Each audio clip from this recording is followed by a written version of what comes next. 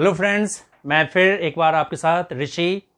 और हम लोग नेक्स्ट बहुत सारे टॉपिक करते हुए हम लोग पहुंच गए अभी किरचॉफ्स लॉ पे। तो आज हम लोग सिर्फ किरचॉफ्स लॉ करेंगे और इस पर कुछ इंपॉर्टेंट क्वेश्चंस बात करेंगे। किरचॉफ्स लॉ क्या है, इसके दो लॉ हैं, दोनों लॉज पे हम लोग आज क्वेश्चंस आउट करेंगे। और इसका एक न्यूमेरिकल जनरली बोर्ड में पूछता है, इंपॉर्टेंट कंसेप्ट है, इसलिए इसको आप जरा अच्छे से ध्यान से देखिएगा। तो किरचॉफ्स का दो लॉ है, एक है करंट लॉ जिसको हम जंक्शन लॉ भी कहते हैं, और दूसरा हमारा वोल्टेज जिसको हम लूप लॉ भी कहते हैं। तो करंट लॉ कहता है कि algebraic sum of all current at the junction, algebraic sum of all current at the junction of close circuit is zero. एक circuit according to Kirchhoff's current law, जिसको Kirchhoff's first law भी कहते हैं, according to this law the algebraic sum of current meeting at the junction in a closed circuit is zero। मतलब यहां पे ये एक जंक्शन है, यहां से करंट I1 आ रहा है और यहां से करंट I2 आ रहा है, यहां से करंट I3 आ रहा है। सपोज कि यहां से करंट रिलीज हो रहा है I4। तो according to this law I1 plus I2 plus I3 plus I4 equal zero. I4 leaving था इसलिए इसको माइनस में रखा, इसको इधर ले जाओ तो ये हो जाएगा I1 plus I2 plus I3 equals to minus equals to ये इधर गया I4। अब यहां से इसको हम इस तरह से भी कह सकते हैं कि ये जंक्शन है, जंक्शन लो। यहां से एक करंट आ रहा है, यहां से एक करंट जा रहा है, यहां से एक करंट जा रहा है और ये करंट लीव कर रहा है। तो total current entering at the junction will always equals to total current leaving from the junction. ठीक है, तो ये total current entering at the junction is always equals to total current leaving from the junction. That is Kirchhoff's first law, जिसको current law भी कहते हैं। ठीक है, तो total current entering at the junction is always equals to total current leaving from the junction. यानी sum of all current in a close loop is zero, that is sum I equals to zero. ये कहता है Kirchhoff's first law, जिसको हम current law भी कहते हैं, जिसको हम जंक्शन लॉ भी कहते हैं। दूसरा है हमारा वोल्टेज लॉ। तो जैसे ही करंट लॉ कहता है कि sum of all current in close loop is zero, ऐसे ही पोटेंशियल वोल्टेज लॉ कहता है कि in a close path of electrical circuit the algebraic sum of all potential is zero. The close path of in a close path, एक देखो ये cell, ये एक रेसिस्टेंस हमने लिया, एक दूसरा सेल हमने बनाया, यहां एक रेसिस्टेंस, और ये एक लूप बनाया A B C D E, और ये हमारा इसका EMF E1, इसका EMF E2, ये R1, ये R2 और ये R3। तो according to this law the sum of all potential in close loop is zero. ये टोटल पोटेंशियल जो है क्लोज लूप का जीरो है। अब इसका क्या मतलब है, यहां से करंट देखो I1 रिलीज हुआ, यहां से करंट I1 आ रहा है, ये करंट यहां से आया और यहां से करंट गया I2। अब ये I1 यहां से आके I1 ये अपना एक क्लोज लूप बनाएगा, ये I1 आ गया। ऐसे I2 वाला ये अपना क्लोज लूप बनाएगा, A B C D, इसको कर दो E F। तो एक क्लोज लूप ये बन रहा है और एक क्लोज लूप ये बन रहा है। तो इसमें ये I1 आ रहा है, इधर से I2 आ रहा है, तो ये इसको हम लिख सकते हैं I1 प्लस I2 या I3, आपको जो भी लिखना है। तो according to this law, voltage law, कि sum of all potential in a close loop is zero. अब इसका क्या मतलब है, पोटेंशियल कैसे निकलता है, V इक्वल्स टू I, यार आपको ये पता ही है। तो यहां से हम देखो in a close loop A B E F A, A B E F A, ये क्लोज लूप ले रहे हैं। यहां से जब आ रहे हैं तो यहां पे करंट कितना है, I1 plus I2 into R3, I into R।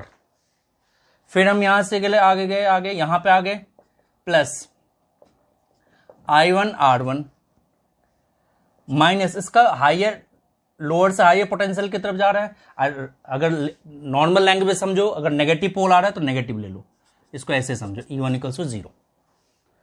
Clear है? तो क्या हो जाएगा ये I1 plus I2 R3 plus I1 R1 equals to E1। ये इक्वेशन फर्स्ट है। अब ऐसे हम इस लूप की बात कर रहे हैं, in a close loop C B E D C, यहां से आ जाओ, इसमें भी ये रेसिस्टेंस वर्क कर रहा है, तो इसके cross I1 plus I2 into R3, फिर हम यहां से यहां आगे पोटेंशियल निकालना है, तो ये I2 गया था तो यहां भी I2 ही वापस आएगा, तो ये क्या आ गया I2 R2, और यहां से कौन सा पोल आ रहा है negative, minus E2 equal to 0। इसको फिर इधर ले जाओ तो क्या हो जाएगा हमारा I1 plus I2 R3 plus I1 plus I2 R2 equals to E2। ये सेकेंड इक्वेशन। तो 1 माइनस 2 अगर करें, 1 माइनस 2 करें तो देखो इसमें से इसको माइनस करोगे तो ये टोटल टर्म तो कट जाएगा, तो क्या आ जाएगा हमारा, ये आ जाएगा I1 R1 minus I2 R2 equals to E1 minus E2। यानी इसको हम ये भी कह सकते हैं कि नेट E1 माइनस E2 क्या हो जाएगा हमारा, E के इक्वल हो जाएगा, तो net sum of E equals to IR, sum of E equals to IR। यही हमारा सेकेंड लॉ है। फर्स्ट लॉ कहता है sum of all current at the junction is 0, लेकिन सेकेंड लॉ कहता है sum of all current in close loop, sum of net potential, जो potential है इसका जो अलजेब्रिक सम होगा, ये देखो यहां इस पूरे सर्किट में पोटेंशियल का ड्रॉप कहां है, यहां पे है, यहां पे है, यहां पे है, इस तीनों का सम क्या है हमारा 0 है। ठीक है, तो sum of all potential in close loop is 0, that is voltage law, and sum of all current 0, that is current law. ठीक है, अब देखो तो ये हमारा Kirchhoff second law, that is voltage law, और वो पहला क्या था करंट लॉ। इस दोनों लॉ में डिफरेंस क्या है, what is the difference between voltage law and current law, यानी Kirchhoff first law and Kirchhoff second law. Kirchhoff first law is the law of conservation of charge, law of conservation of charge की बात करता है, that is current. और ये जो voltage law है, law of conservation of energy की बात करता है, पोटेंशियल है यहाँ पे इन्वॉल्व, तो ये law of conservation of energy की बात कर रहा है। और जो करंट लॉ है वो क्या है, law of conservation of charge. दूसरा, उसमें नेट करंट 0 है, इसमें क्या है नेट पोटेंशियल 0 है। लेकिन first law can be also use in open circuit, open circuit के लिए हम उसको यूज कर सकते हैं, लेकिन ये क्लोज लूप के लिए यूज हो रहा है। इस पे क्वेश्चन देखो,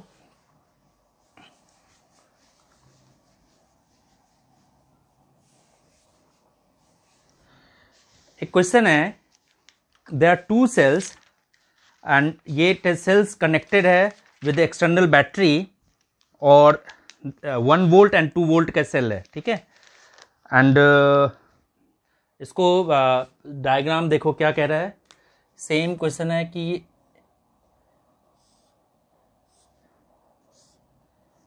ये 2 सेल है और यहां पे भी एक कनेक्टेड है, और ये यहां एक रेजिस्टेंस से कनेक्टेड है, ये है, ये है, ये इस तरह से सर्किट कनेक्टेड है। इसमें जो वैल्यू दिया हुआ है ईच, ये दिया हुआ है E1 है, दैट इज 2 वोल्ट। ठीक है, और ये 2 ओम, जो मिडिल रेजिस्टेंस है ये 10 ओम। सेकेंड ये दिया हुआ है 2 ओम, इसकी वोल्टेज है 1 वोल्ट, और ये आपका 5 ओम, और ये वाला है भी 5 ओम। तो what is the current in each branch, तो ब्रांच कौन कौन सा है, तो देखो A B C D E F। तो हमें कह रहा है कि इस ब्रांच में कितना करंट है, तो यहां से करंट आया I1, और यहां से करंट आया I2, इस वाले में दोनों करंट आया I1 प्लस I2, और ये I2 यहां से चल के अपना ये I2 इसमें आ गया, ऐसे ये I1 चल के ये अपना क्लोज लूप पूरा किया, ये 1। क्लियर है? तो दो क्लोज लूप, पहला ऊपर वाला हम ले रहे हैं, इन्हें क्लोज लूप, ये देखो इन्हें क्लोज लूप ABEFA, ABEFA। यहां से आ जाओ, पोटेंशियल करंट कितना आ रहा है I1, यहां पे कितना रेजिस्टेंस है 5, तो 5I1 करंट इंटू रेजिस्टेंस। फिर यहां से हम यहां आ गए तो प्लस 10 I1 प्लस I2, फिर यहां से यहां आ गए हम प्लस 2I1 प्लस 2I1, कौन सा पोल इसका आ रहा है नेगेटिव पोल, तो ये -2 इक्वल्स टू 0। इसके इक्वेशन बनाओ तो 5 प्लस 10 15 प्लस 2 17I1 और 5 10I2 इक्वल्स टू 2, ये फर्स्ट इक्वेशन बन गया हमारा।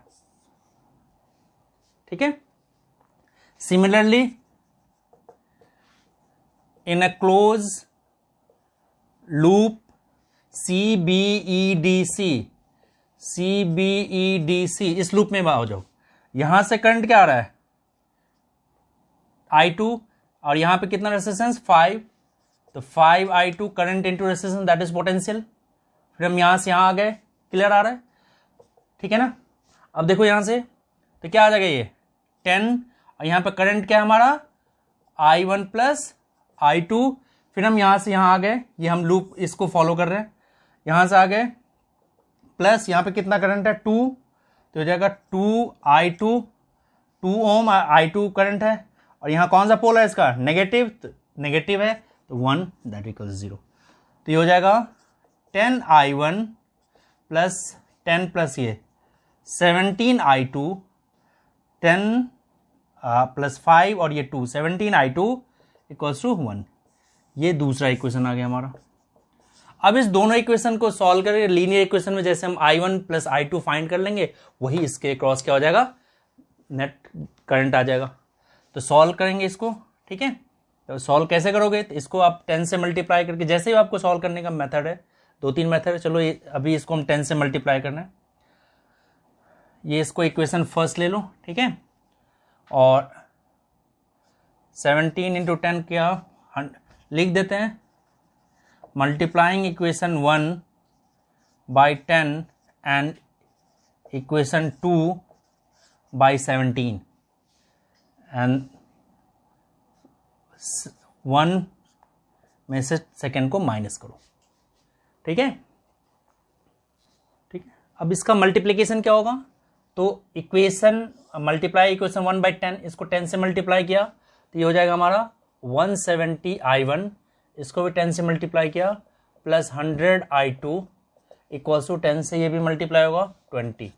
ऐसे मल्टीप्लाई इक्वेशन बाय 17, इसको 17 से किया तो ये 170I1 plus 17 into 70 289I2 equals to ये 1 है हमारा, तो ये हो जाएगा 1 इंटू 70। माइनस किया तो ये कैंसिल हो गया, तो ये इसमें से 189I2 इक्वल्स टू 3। ठीक है ना? तो ये माइनस का, तो I2 इक्वल्स टू 3 बाय 189, यानी I2 equals to 1 bye 63। Clear है? 63 आ गया। ऐसे ही अब I1 की वैल्यू यहां पुट करोगे और I2 फाइंड आउट हो जाएगा, और यहां से यहां तक का जो नेट करंट है वो क्या हो जाएगा आपका I1 plus I2। I1 plus I2 ये करके, और हमें निकालना है यहां से यहां तक का पोटेंशियल।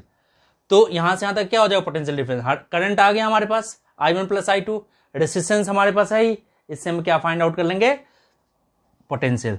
आपको फाइंड आउट करना है आपको I1 और पोटेंशियल अक्रॉस BC B2E।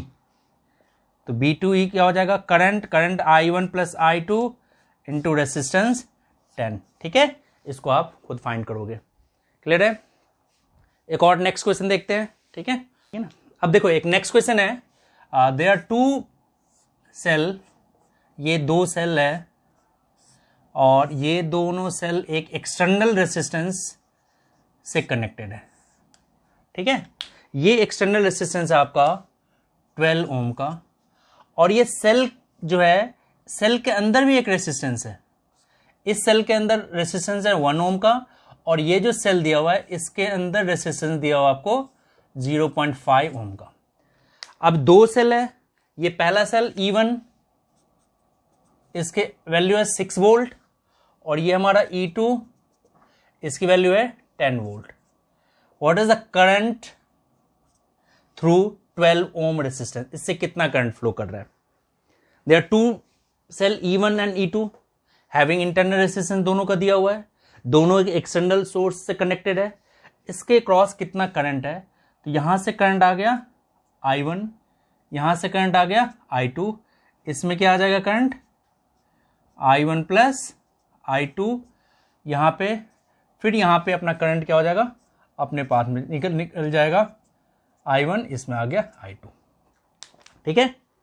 अब देखो इसमें क्लोज लूप हम ले रहे हैं, पहला E1 A B E2, इसको ले लिया हमने C D। पहला हमारा in close loop E1 A C D E1, यानी ये वाला लूप, ठीक है। तो यहां से देखो, यहां से आ गए यहां पे सीधे यहां पे है, तो क्या आ जाएगा हमारा 12 I1 प्लस I2, यहां से 12 I1 प्लस I2, यहां पे आ गए, यहां पे एक रेसिस्टेंस है 0.5, यानी प्लस 0.5, यहां पे करंट कितना था? I1, सेल का negative pole -6 equals to 0। Clear है? तो ये हो जाएगा 12 I1 plus 12 I2 plus 1/2 I1 equals to 60। तो इसको सिंप्लीफाई करो तो 25 I1 प्लस 24 6 है, 24 I2 इक्वल्स टू 12। इसका सिंप्लीफिकेशन ये आ जाएगा 25, ठीक है ना। अब दूसरा लूप देखो, एक लूप हम ले रहे हैं ये इन ए क्लोज लूप हम ले रहे हैं E2 A C D B E2, इस वाले लूप का। इस वाले लूप में क्या आ गया? यहां से फिर वही सेम चीज I1 plus I2 into 12 plus यहां से आ गए, यहां पे 1 ओम रेसिस्टेंस है, इंटरनल रेसिस्टेंस 1 I2, कौन सा कितना है? -10 इक्वल्स टू 0। तो हो जाएगा 12 I1 प्लस, ठीक है ना। अब ये 12 प्लस 1 13 I2 इक्वल्स टू 10। अब ये दो इक्वेशन आ गया, फिर से वही दोनों इक्वेशन को सॉल्व करेंगे तो आपका क्या आ जाएगा? I1 प्लस I2 आएगा, फिर I1 प्लस I2 से हम यहाँ पे नेट वैल्यू फाइंड करेंगे, ठीक है। तो अब इसको दो इक्वेशन है आपके पास, दोनों इक्वेशन को सॉल्व करके आप I1 और I2 इजिली फाइंड आउट कर सकते हैं। एक और क्वेश्चन देखते हैं, इसको आप घर पे दोबारा सॉल्व करेंगे। एक क्वेश्चन इंपॉर्टेंट क्वेश्चन है। क्वेश्चन कह रहा है कि एक क्यूब है हमारे पास, और ये क्यूबिकल बॉडी है, और each side containing resistance R, इसके जितने भी साइड्स हैं सब में R रेसिस्टेंस है।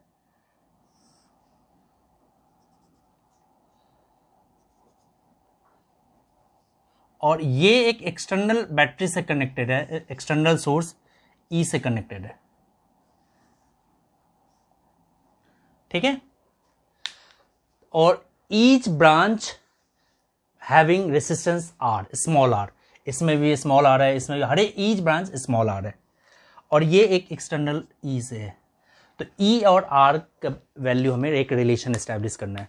एक क्यूबिकल बॉक्स है, ठीक है, इसका नेमिंग कर देते हैं, ये A, ये B, ये C D E, इसको F GHI. A cubical box containing resistance R, small r in each line, each branch. Find the relation between E और small r. देखो यहां से हमने एक करंट एज्यूम किया 6I. अगर हम I एज्यूम करते हैं तो यहां पे करंट जाके करंट डिवाइड होगा तीनों में, ठीक है, तीनों डिवाइड, इसमें आ गया 2I क्योंकि सब में रेसिस्टेंस इक्वल है, तीनों all branch containing equal resistance, तो डिवीजन ऑफ करंट भी इक्वल होगा. तो 6I हमने इसलिए लिया कि डिवीजन में हमें इजी हो जाए. तो इसमें आ गया 2I, इसमें आ गया 2I, इसमें आ गया 2I, ठीक है. अब ये 2I यहां 2I आया, यहां जाके फिर ये डिवाइड होगा, इसमें आ गया I, इसमें आ गया I, ठीक है. ऐसे फिर ये गए यहां पे, तो इसमें देखो ये I और ये I, इसका भी ये करंट डिवाइड होगा, ठीक है. अब ये I आया, ये I, तो इसमें कितना जाएगा 2I, ठीक है. अब सिमिलरली यहां से 2I आ रहा था, इसमें 2I, तो इसमें गया I और इसमें आया I और ये I, तो इसमें कहां कितना चला जाएगा, टोटल करंट 2I. देखो इस तरह से हमने करंट को डिस्ट्रीब्यूट किया. तो एक क्लोज लूप देखो इसमें भी बन रहा है कि A B C G E A in A close loop E A B C G E, ये लूप.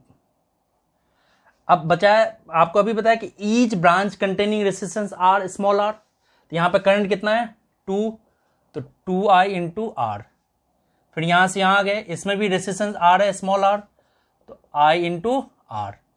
फिर यहां पे आ गए हम, फिर प्लस क्या हो जाएगा 2I इंटू R. फिर यहां से हम ये आ गया नेगेटिव पोल, तो माइनस E इक्वल्स टू 0. तो ये हो जाएगा 5IR equals to E, equation first, ठीक है. अब देखो इस पूरे का let equivalent resistance of the cube be R. तो क्या कहते हैं V इक्वल्स टू IR. इस पूरे का रेसिस्टेंस R है, ये पूरा जो क्यूब है, ये पूरे क्यूब को हमने R एज्यूम कर लिया, इस पूरे क्यूब में हमारा R रेसिस्टेंस है, R है. तो करंट क्या होता है, ये R हमने एज्यूम किया, इसमें करंट कितना है 6I, तो क्या हो गया current into resistance equal to E. Clear है. अब देखो ये भी E है, ये भी E है, दोनों के इक्वेट कर दो, तो 6IR equals to 5IR, I से I cancel, therefore equivalent resistance equals to 5/6R. कितना सिंपल सा क्वेश्चन था, लेकिन कॉम्प्लिकेटेड कितना था, ठीक है. तो equivalent resistance that is 5/6R, ठीक है. तो ये हमारा किरचॉफ्स लॉ था. अब नेक्स्ट क्लास में हम व्हीटस्टोन ब्रिज करेंगे और मीटर ब्रिज करेंगे, फिर इस पर क्वेश्चन, इसके बाद एक और 2-3 क्लास और होंगे जिसमें हमने पोटेंशियल का भी करना है, पोटेंशियोमीटर करना है, उसका एप्लीकेशन करना है. तो आज के लिए बस इतना ही. लाइक और सब्सक्राइब शेयर करें.